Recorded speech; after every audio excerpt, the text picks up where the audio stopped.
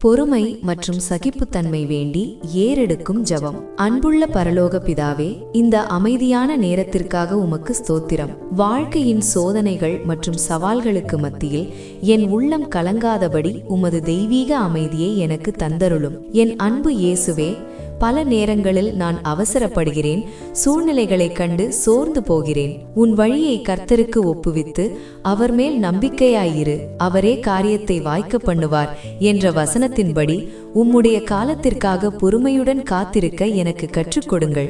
என்னை வருத்தப்படுத்துபவர்களை மன்னிக்கும் இதயத்தையும் அவர்களை அன்புடன் அணுகும் மனதையும் எனக்குள் உருவாக்கும்.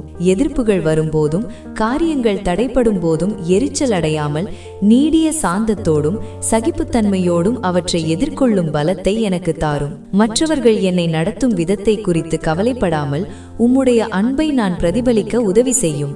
உமது பலத்தினால் என் பலவீனங்களை மேற்கொள்ளச் செய்யும். என் ஆத்துமாவை உம்முடைய அமைதியினால் நிரப்பும்.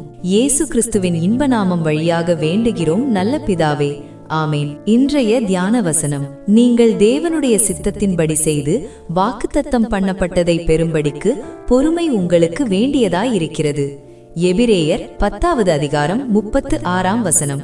தேவனுடைய சித்தத்திற்கும் அவர் கொடுத்த வாக்குத்தத்தம் நிறைவேறுவதற்கும் இடைப்பட்ட காலத்தில் நமக்கு தேவையானது பொறுமை. இது சும்மா காத்திருப்பது மட்டுமல்ல, சோர்ந்து போகாமல் விசுவாசத்தில் நிலைத்திருப்பதாகும். நீங்கள் எதற்காக காத்திருந்தாலும் அல்லது எந்த போராட்டத்தின் வழியாக சென்றாலும் தேவனுடைய சித்தம் செய்கிறவர்களுக்கு பலன் நிச்சயம் உண்டு. பொறுமையாயிருந்தால் குறித்த காலத்தில் அறுப்போம் என்பதே வேதாகமத்தின் உறுதிமொழி. உங்களுக்கு இன்று மிகுந்த மனநிறைவும் சமாதானமும் கிடைக்கட்டும். இந்த ஜெபத்தை மற்றவர்களுக்கும் பகிருங்கள். வாழ்க்கை போராட்டத்தில் பொறுமை இழந்து தவிப்பவர்களுக்கு இந்த வார்த்தைகள் ஒரு மருந்தாக அமையட்டும். மறக்காமல் டெய்லி தமிழ் பிரேயர் பக்கத்தை ஃபாலோ பண்ணுங்க. ஒவ்வொரு நாளும் இறைவனின் பலத்தையும் ஆசீர்வாதமான ஜெபங்களையும் பெற்றுக்கொள்ளுங்கள். கர்த்தர் உங்களை ஆசீர்வதிப்பாராக.